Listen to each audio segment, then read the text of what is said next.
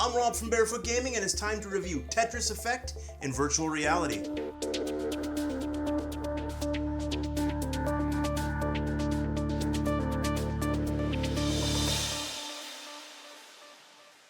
So Tetris Effect VR has been available on PlayStation 4 for a long time, and it's just come to PC. I am going to have to mention that if you want it, you're not going to buy it on Steam, you're not going to buy it on the Oculus store, you have to buy it from the Epic Games Store.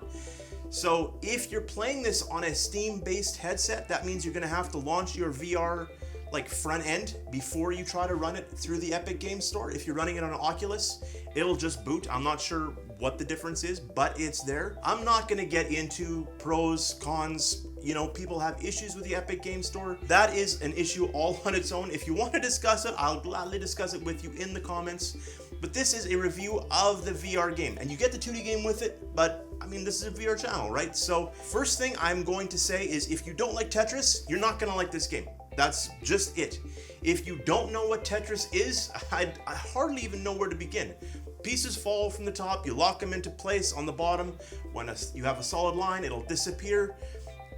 Again, it's Tetris. If you know what Tetris is, that's this, but it's pumped up to the nth degree. Now, the music is a major focus point on this, as are the visuals happening all around you. So it's very thematic and cinematic and a bunch of other addicts, I'm sure. But really, with all of that, the big question is, how well does it play? Now, usually I go through what the game is, but it's Tetris in VR with visuals and audio happening on the side. So I'm gonna go straight to the pros, straight to the cons. This is not an inexpensive VR game. It goes for $40 US, so that'll be 40 pounds, that'll be like 47 or $48 Canadian. Pros, if you like Tetris, it is a solid game of Tetris.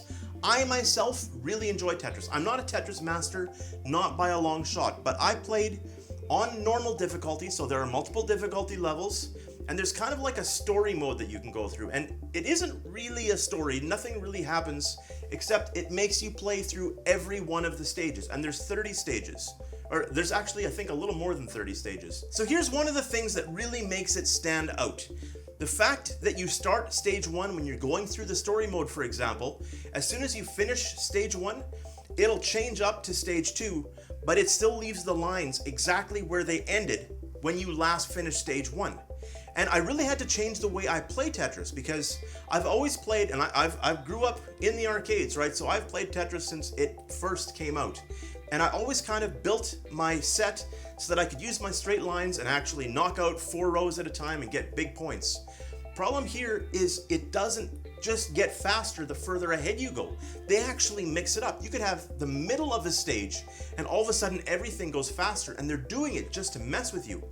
And it's a good idea. It takes what kind of made Tetris stale.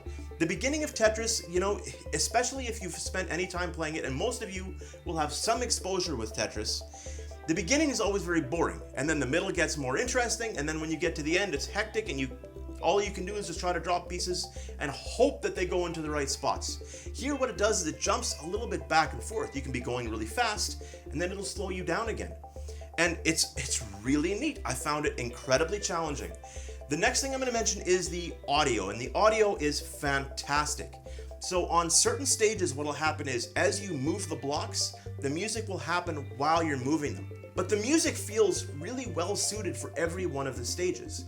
The visuals were neat, and I'm going to say that I'm glad they're there, but they're really hard to enjoy because when things get hectic, all you're looking at is your individual blocks falling into the right spot.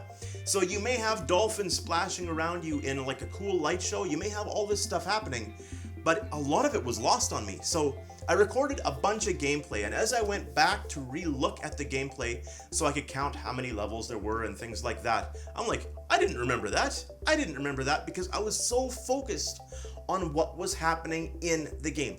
This is not room scale. Think of this as a Tetris game in front of you in kind of like a weird IMAX style, like everything around you is trippy and having to do with the block. The blocks aren't always the same.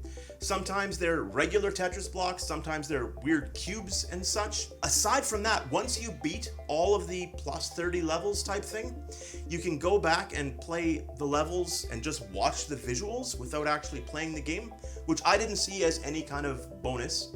You can, however, go back to playing stages and you can choose what kind of mood you want to play. So if you want to play something very relaxed, or you want to play something just very hectic, you want to play like a short time frame, you only have 5 minutes to play, you have lots of options for different modes.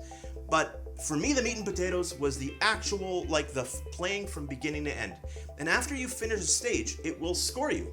And it has a leaderboard and you can post where you are, and it's really good. You want to know how good this game was? I sat down to try it and I finished it on normal. I played all 30 plus levels and I just finished it. And I kind of got up and I was like, this is tricky. How do I describe this to our viewers so that they understand the emotional connection that you get? And I can't. All I can do is say the music is fantastic and that's the draw. The visuals are great. My only complaint is the fact that when the blocks are falling, it'll always tell you what your next block is, and it's not really in a good spot. So when you're looking at a static screen, it's easy to see on the top right exactly what's coming. Here it isn't. I'm looking forward to going through this again. I'm going to go through it on normal again. I'm going to see if I can beat my score, and it's less about that than just enjoying it all over again. And if I beat it again on normal, I will probably go back into hard. I have got my money's worth out of this game already. Honestly, it's near touching is how I would describe it. So the only complaint, like I said, was that the block on the top, not great. The fact that a lot of the stuff that's happening on the sides, I don't get to enjoy because I'm so wrapped up in the game. But I kind of, like, I give this like a 4.5 out of 5. They did so much right. I wish the price was a little bit cheaper, but again, the VR market is small and you are getting the 2D version, which I played with a little bit, which is fine. It's still a solid game of Tetris, but in VR, just having it all around you is super cool. So 4.5 out of 5, this might be the highest we've actually ever rated a VR game. If you have any questions, leave them below about this game, about other games, anything else. I will always do my best to answer. Subscribe if you want to know when our next videos are coming out. Like if you like it. Tell your friends. That is all. Thank you so much for watching another Barefoot Gaming review. I will talk to you again real soon. See ya.